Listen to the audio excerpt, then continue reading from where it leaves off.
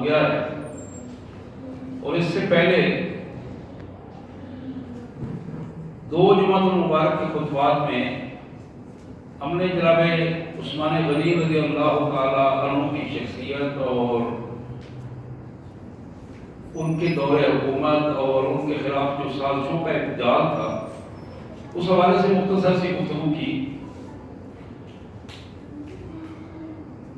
یہ اسلام کا جو سال ہے اس کا آغاز یکم محرم الحرام سے ہوتا ہے اور ذی الحج کی آخری تاریخیں اس سال کا اختتام کا اعلان کرتی ہیں، اور یہ ایک بڑی اہم کیفیت ہے۔ اس سال کا آغاز بھی اللہ نے اپنے بندوں کے خون سے کیا ہے، اور یہ پیغام دیا ہے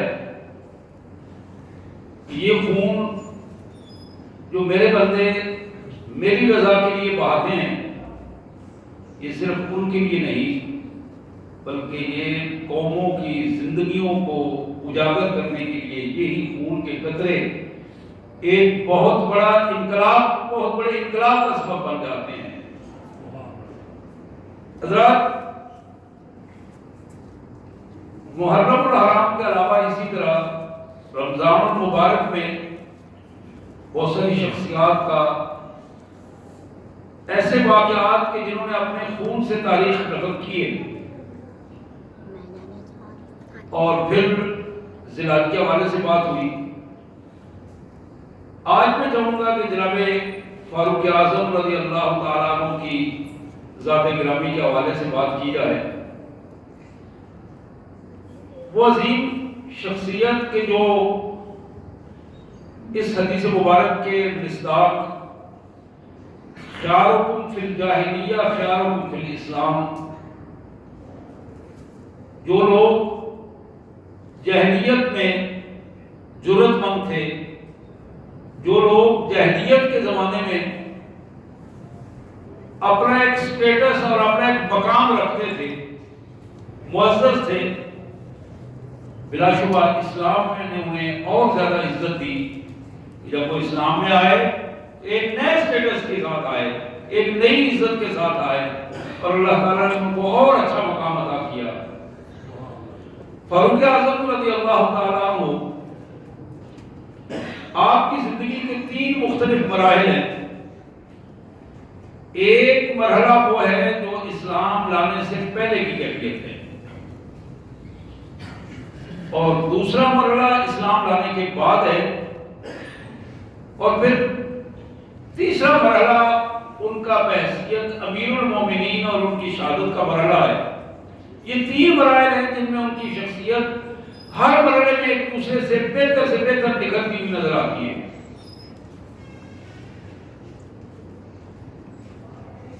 کعبۃ اللہ میں لوگ بیٹھے ہیں، اور کعبۃ اللہ صرف کعبۃ اللہ ہی نہیں تھا بلکہ وہاں کے قبائلی سردار جو ہیں وہ کعبۃ اللہ میں بیٹھ کر میٹنگ بھی کیا کرتے تھے، اپنے پلان بھی بنایا کرتے تھے۔ کعبۃ اللہ پہ ہولڈ تو بنو ہاشم کا تھا، لیکن جو باقی قبائل تھے وہ بھی اپنی اپنی میٹنگیں وہاں کیا کرتے تھے، اور اگر کبھی کوئی پورے علاقے کی جنرل میٹنگ ہونی ہوتی تھی تو وہ بھی کعبۃ اللہ میں اس انداز میں ہوتی تھی۔ تو ایک میٹنگ میں عام روایتی انداز میں سارے سردار بیٹھے ہیں اور سر نیچے کر کے بیٹھے ہیں اور بڑے غمگین ہیں۔ ابو جہل نے پوچھا بھائی کوئی بات کرو، مسائل بڑھتے چلے جا رہے ہیں، آبادیاں تاراج ہوتی چلی جا رہی ہیں، ہر گھر میں آگ لگی ہوئی ہے، اس آگ کو کیسے بجھایا جائے؟ ہمارے نوجوان ہمارے ہاتھ سے نکلتے چلے جا رہے ہیں، ہماری خواتین چھپ چھپ کر اس دین کی باتیں سنتی چلی جا رہی ہیں، اور پھر آہستہ آہستہ ان کا ذہن بھی بدلتا چلا جا رہا ہے۔ تو اس حوالے سے کوئی تجویز کرو۔ یہ بحث کافی دیر تک چلتی رہی، تو بالآخر اس بات پر زیادہ رائے آنے لگی کہ کہ کیوں نہ کوئی ایسا کام کیا جائے کہ اس بندے کو ہی ختم کر دیا جائے جس نے یہ سارا نوبیلا سلسلہ چلایا ہے، جس نے ہماری قوم میں فرقہ بندی ڈالی ہے، قوم کو تباہ کیا ہے، ہمارے بچوں کو نوبیلا گمراہ کیا ہے، خواتین میں فتنہ ڈالا ہے، اس بندے کو نوبیلا ختم کر دیا جائے۔ اب اس پہ سوال اٹھا کہ کون ختم کرے؟ بار بار اس پہ بات آئی، مختلف قبائل کے لوگ سردار ایک دوسرے کی طرف دیکھنا شروع ہوئے۔ وہاں ایک نوجوان بیٹھا تھا جو اپنے اس دور میں کڑیل نوجوان تھا اور جرأت مند اور غیرت مند نوجوان تھا۔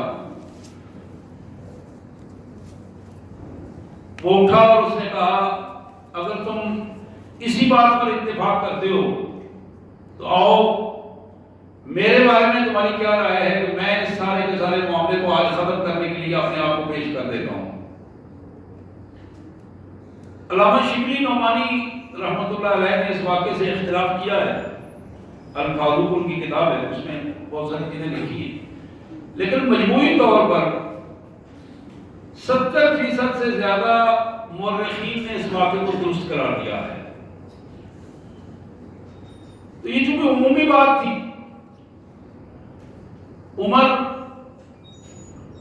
اس بھاری مشن کو لے کر، مہم کو لے کر اٹھتا ہے اور سارے قبائل کا اعتماد لے کر اٹھتا ہے کہ اگر آج میں اسے ختم کر کے آ جاؤں محمد بن عبداللہ کو، تو مجھے اس ساری کی ساری قوم میرے پیچھے ہوگی، اور یہ ساری قوم اگر بنو ہاشم بدلہ بھی لینا چاہیں گے تو یہ ساری قوم میرے پیچھے ہوگی، بدلہ نہیں لے سکیں گے۔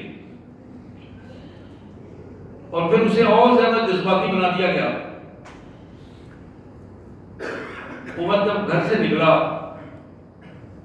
تو اسی کیفیت میں نکلتے ہوئے راستے میں جا رہا ہے،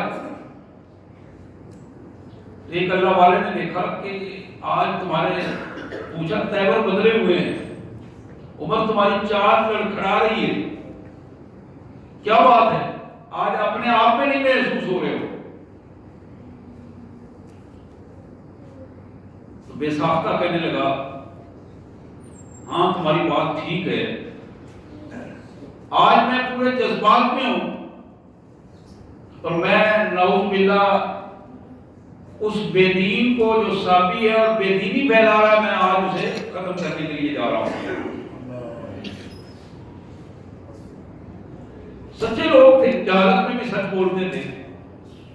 ایک بہت بڑا المیہ ہے کہ ہم سچوں کے ماننے والے ہو کر جھوٹ بولتے ہیں، وہ جھوٹوں کے ماننے والے ہو کر سچ بولا کرتے تھے۔ مکے کے ماحول میں بالعموم جھوٹے انسان بہت کم تھے، منافق نہیں تھے مکہ مکرمہ میں، دو قسم کے لوگ تھے۔ عمر نے اسی کیفیت میں سچی بات بتا دی، میں یہ مشن لے کر گھر سے نکلا ہوں۔ تو صلی اللہ علیہ وسلم نے کہا کہ تم اس کو جو مارنے جا رہے ہو تو پہلے اپنے گھر میں درست کرو۔ وہ کیسے؟ بھائی تمہارا بہن وہی اور تمہاری بہن مسلمان ہے، وہ تو اس کے بات مان کر اس کے مرید ہیں، اس کے پیچھے چل رہے ہیں، تو تم وہ وہاں تو بعد میں جانا، پہلے اپنے گھر کو ٹھیک کرو۔ اب یہ ایک اور آگ تھی جس آگ نے اس شعلے کو بھڑکا کے رکھ دیا، اور عمر اسی انداز میں پلٹا اور بہن کے گھر کے، بہن کا نام فاطمہ تھا، فاطمہ کے گھر کے باہر گیا اور دروازہ بند تھا۔ جب دروازہ کھٹکھٹایا گیا تو بہن نے اپنے خامند جناب زید کو کہا کہ یہ دستک میرے بھائی کی لگتی ہے، عمر کی لگتی ہے۔ اور وہاں ایک صحابی جو ان دونوں کو، میاں بیوی کو قرآن مجید پڑھا رہے تھے، وہ بھی موجود تھے۔ اس بھائی کو تو، صحابی کو تو اندر بٹھا دیا گیا، اور بہن اور بہنوئی دونوں نے مل کر دروازہ جب کھولا، اب اتفاق سے قرآن مجید کا وہ لکھا ہوا ٹکڑا سامنے تھا، اور اس ٹکڑے کو دیکھ کر عمر نے کہا کیا کر رہے تھے، کیا ہو رہا تھا، یہ آوازیں کیسی آ رہی تھی؟ چونکہ بڑا بھائی تھا اور اس ماحول میں ایک بڑے بھائی کی ایک مزاجن ایک جاورانہ کیفیت بھی تھی. جب سختی سے پوچھا تو انہوں نے ساری بات بتا دی. انہوں نے کہا ہم قرآن پڑھ رہے تھے. تو اس نے کہا کہ میں نے سنا ہے کہ تم نے اس دین کو قبول کر لیا. بالکل قبول کیا. اب یہ جو قبولیت کی بات ہوئی تو عمر نے پہلے بہنوئی کو مارنا شروع کر دیا، پھر بہن کو مارنا شروع کر دیا. اس سے آگے عمر نے کوئی بات نہیں سنی، لیکن بہن کا ایک جملہ جس نے عمر کے ہاتھوں کو روک دیا، جام کر دیا. اس نے کہا عمر سن لو بھائی، سن لو،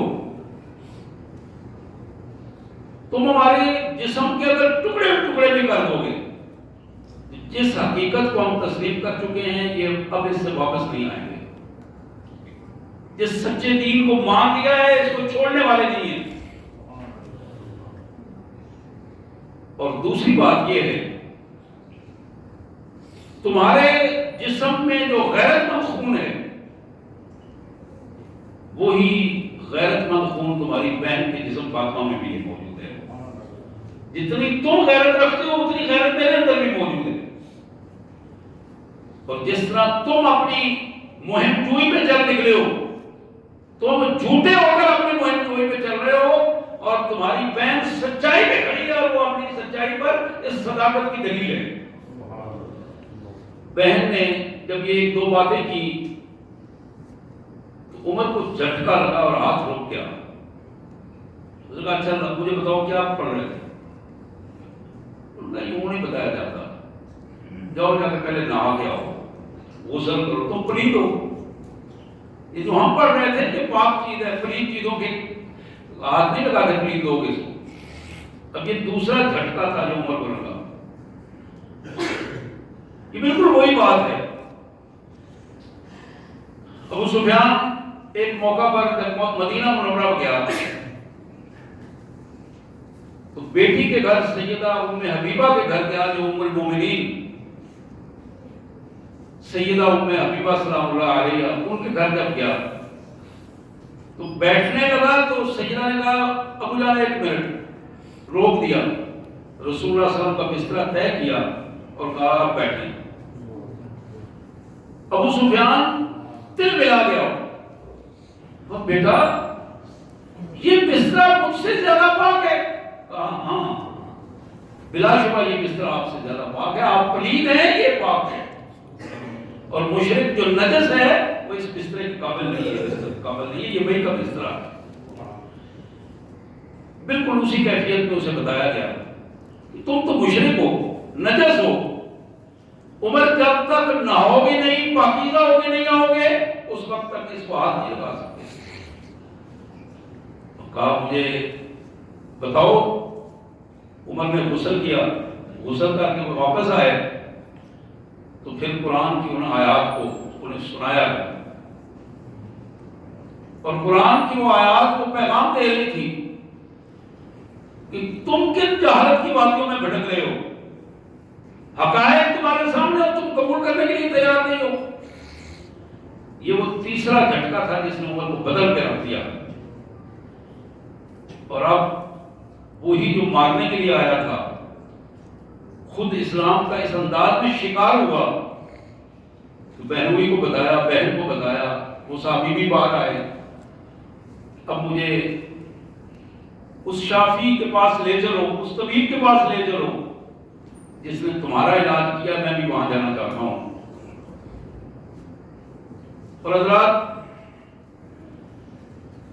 عمر کی یہ کیفیت اور پھر دار ارقم میں بیٹھے ہوئے وہ 39 افراد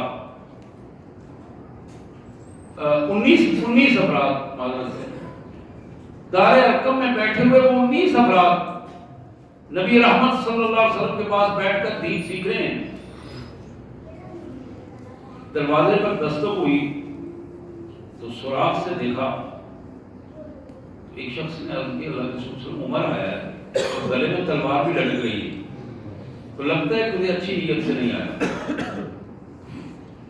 حضور صلی اللہ علیہ وسلم مسکرائے اور آپ نے فرمایا آنے دو، دروازہ کھول تو آنے دو اسے۔ ادھر حمزہ اٹھے، کہا خدا کی قسم، اب وہاں تو عمر تھا، عمر اپنی جگہ پہ عمر تھا لیکن حمزہ اپنی جگہ پہ حمزہ تھے۔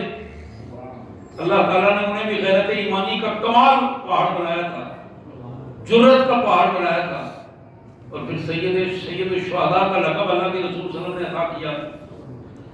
حمزہ اٹھے اور کہنے لگے اگر عمر اچھی نیت سے آیا ہے تو ہم اس کا استقبال کریں گے، لیکن اگر اس کی نیت میں ذرہ برابر بھی کھوٹ ہوئی تو میں اسی کی تلوار لے کر اس کو ٹکڑے ٹکڑے کر دوں گا۔ حضرات، حدیث میں آتا ہے، تاریخ میں، سیرت کی کتابوں میں یہ موجود ہے کہ رسول اللہ صلی اللہ علیہ وسلم نے جب فرمایا دروازہ کھول دو، دروازہ کھولا گیا اور رسول اللہ صلی اللہ علیہ وسلم نے عمر کے کرتے کو پکڑ کر ایسے جھٹکا دیا اور پوچھا عمر کس نیت سے آئے ہو؟ اب وہ جھٹکا ایک ایسا جھٹکا تھا کہ عمر کی رہی سے ہی وہ کیفیت جو ہے وہ ساری کی ساری بدل گئی۔ پھر عرض کیا اللہ کے رسول آپ کے حضور حاضر ہو گیا ہوں۔ حضرات، یہ ایک چھوٹا سا واقعہ تھا جو میں نے ایک پورا پس منظر آپ کے سامنے رکھا، لیکن اس کے بعد جو ہی عمر نے یہ اعلان کر دیا کہ میں آپ کے حضور، اور پھر لا الہ الا اللہ پڑھ لیا، تو پھر وہ عرض کرنے لگے کہ میرے آقا،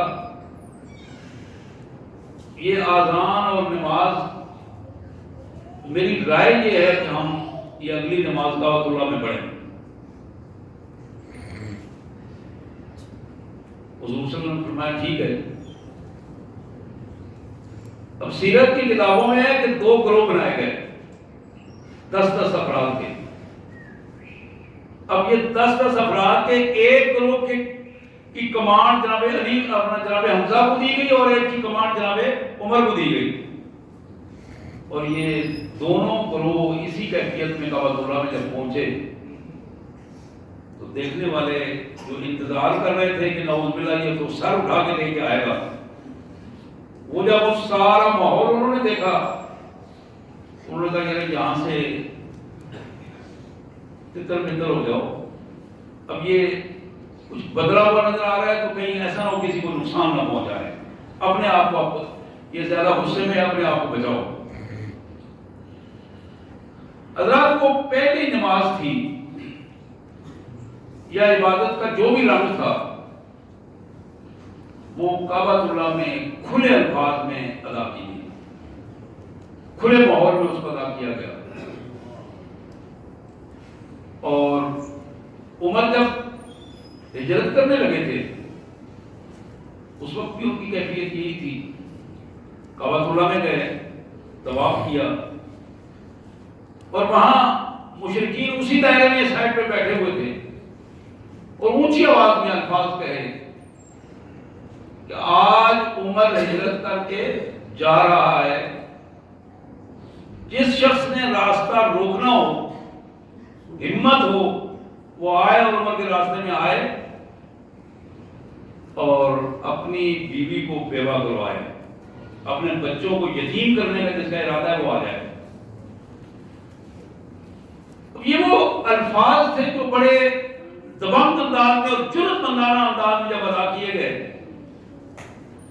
تو کسی باطل پرست کی یہ جرأت نہ ہوئی کہ فاروق اعظم رضی اللہ تعالیٰ عنہ کا راستہ روک سکے۔ پھر معاملہ یہاں تک پہنچا، اللہ کے حبیب صلی اللہ علیہ وسلم نے فرمایا الشیطان یفر من ذل عمر۔ وہ تو جاہلیت کی باتیں تھی، پھر ایمان کی باتیں تھی، پھر ایمان کے بعد کعبۃ اللہ میں آنے کی باتیں تھی، پھر ہجرت کی اس کیفیت، اور پھر اب وہ مقام حاصل ہوا۔ میرے آقا صلی اللہ علیہ وسلم نے فرمایا کہ شیطان عمر کے سائے سے بھی بھاگتا ہے. شیطان یفر من ذل عمر. ایک حدیث میں آتا ہے کہ شیطان راستہ دیکھ کر راستے میں جب عمر کو دیکھتا ہے تو راستہ بدل جاتا.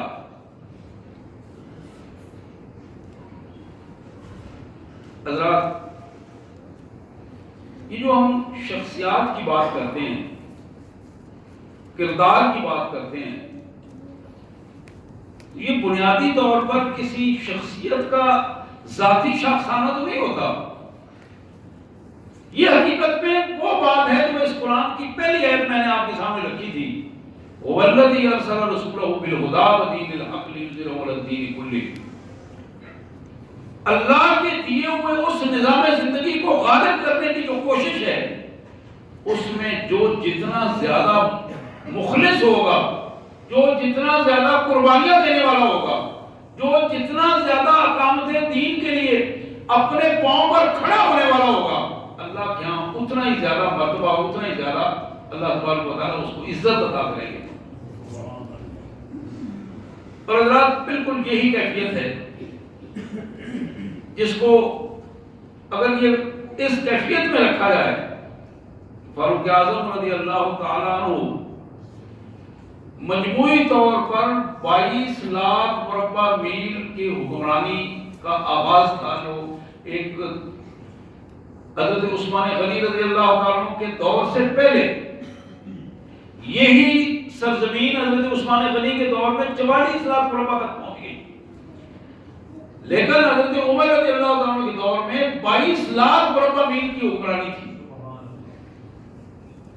اور یہ 22 لاکھ مربع میل کی حکمرانی، جس میں آج کا سارا عرب اور افریقہ کے علاقے، یہ مصر کے، یہ تیونس کے، یہ سارے علاقے اس میں شامل، شام کا، لبنان وغیرہ جو علاقے ہیں، اور یہاں افغانستان تک، وہ ایران کے وہ سارے علاقے اس میں شامل ہیں.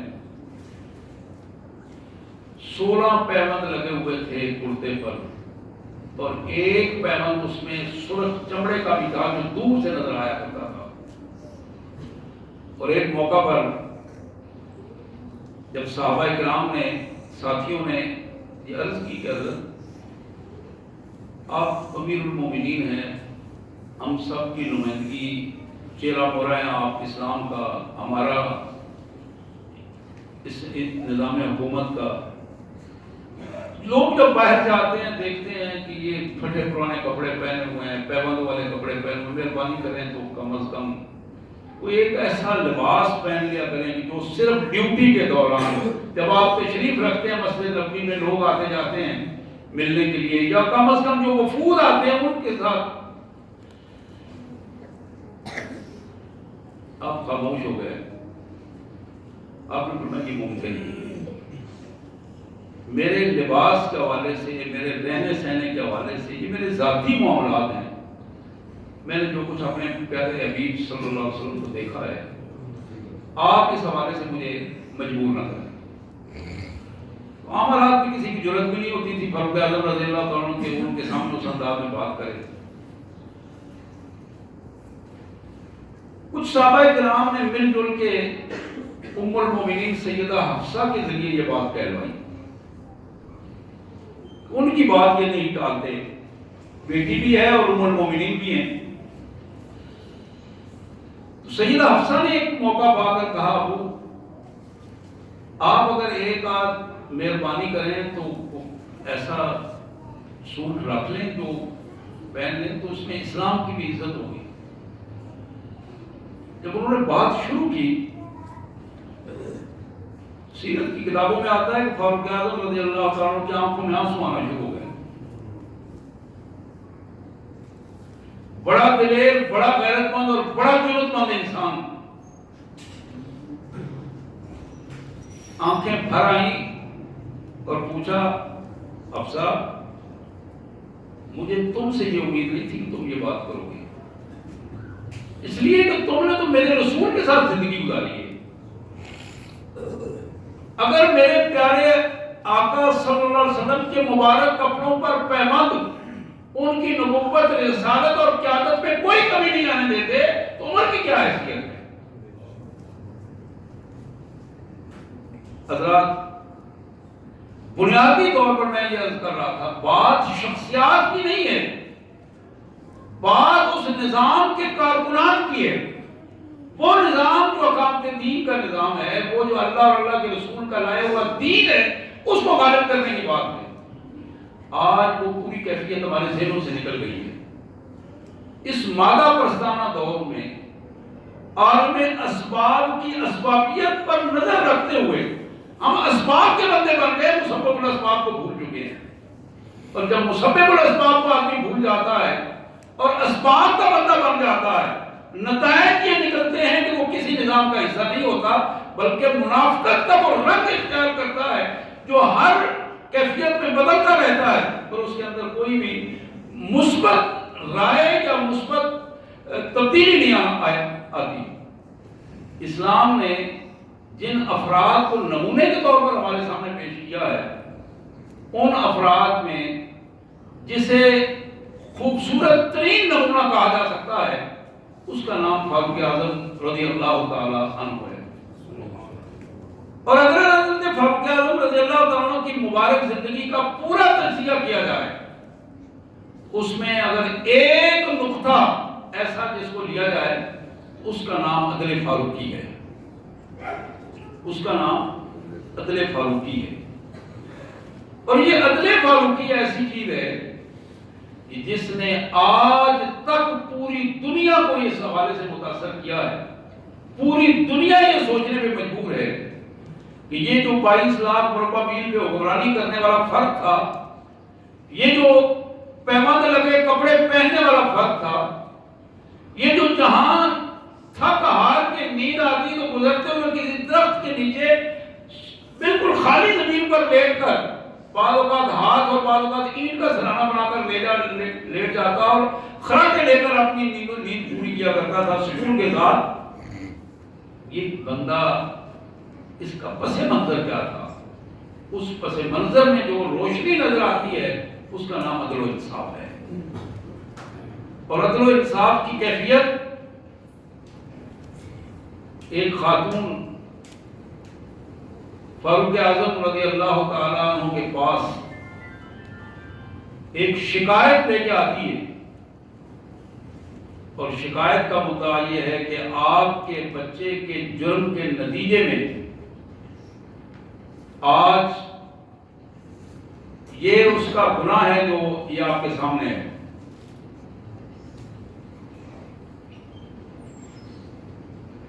فاروق اعظم رضی اللہ تعالیٰ عنہ اپنی مسند سے اٹھتے ہیں، اور یہ بھی ایک تاریخی حقائق ہیں۔ گھر جاتے ہیں اور بچہ کھانا کھانے کی پوزیشن میں ہے، اور اسے حکم دیتے ہیں کہ بیٹا جو نوالہ اندر ہے وہ اندر ہی رہے گا، جو اس کے بعد نوالہ نہیں اٹھایا جائے گا، اور آؤ میرے ساتھ۔ بیٹے کو اٹھا کر اپنے دفتر لاتے ہیں، مسجد نبوی میں لاتے ہیں، اور اس سے پوچھا کہ یہ کیس جو میرے سامنے آیا ہے، تمہارے پاس کیا جواب ہے؟ بیٹے نے کہا کہ یہ مجھ سے گناہ ہوا ہے، میں نے غلطی سے نبیذ پی لیا تھا۔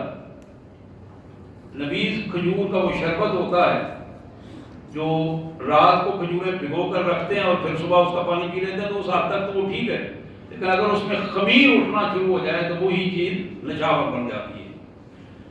ان کا مجھے نہیں پتا تھا، بہرحال میں نے پیا اور میں نے اس کی کیفیت میں یہ گناہ کیا ہے۔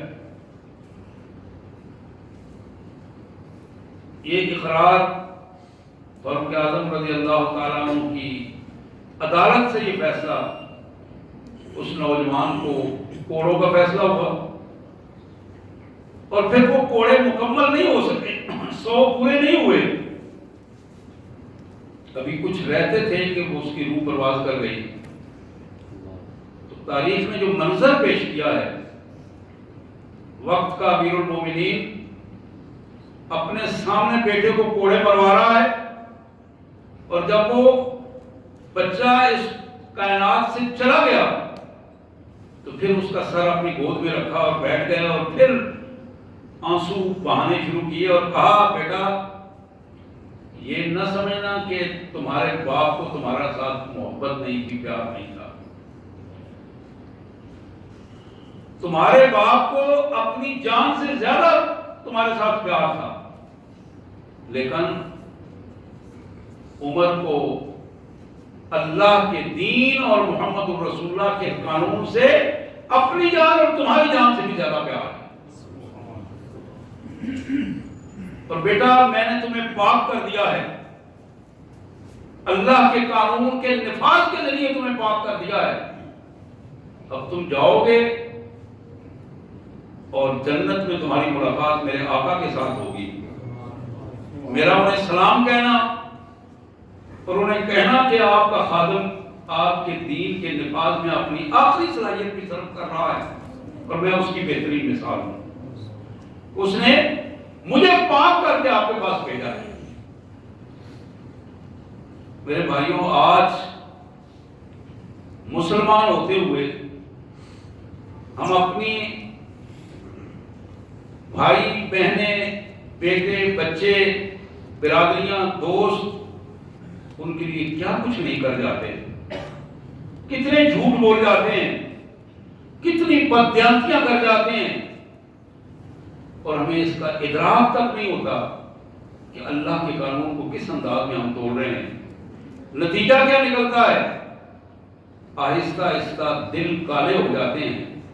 جب دل سیاہ ہو جاتے ہیں تو پھر وہ نظریہ جو ذہن میں ہوتا ہے وہ بھی ختم ہو جاتا ہے.